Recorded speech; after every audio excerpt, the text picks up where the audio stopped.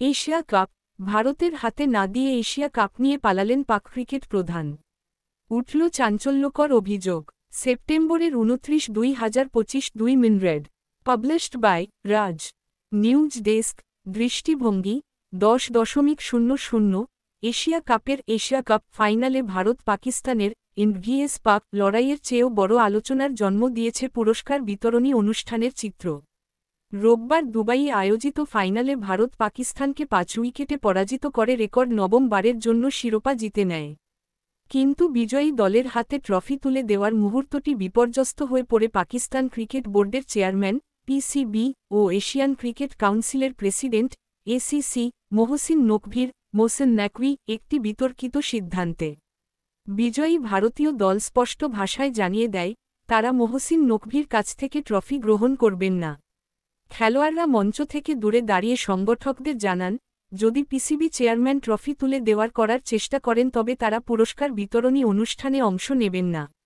এই অবস্থানের কারণে পুরো অনুষ্ঠান অচল হয়ে পড়ে।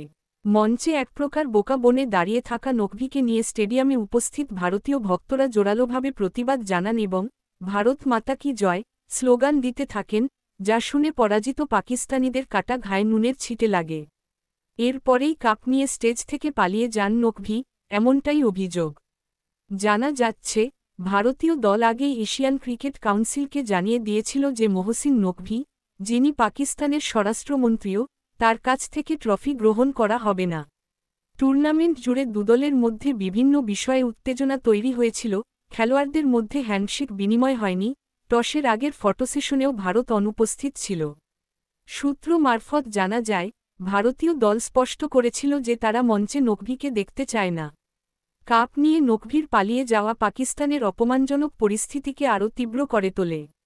আরও একটি অপ্রীতিকর মুহূর্ত তৈরি হয় যখন পাকিস্তানিরা ম্যাচ শেষ হওয়ার পর প্রায় ১ ঘণ্টা তাদের ড্রেসিং রুমে লুকিয়ে থাকে, যার ফলে মোহসিন নকভি মঞ্চে এক প্রকার আটকা পড়ে যান।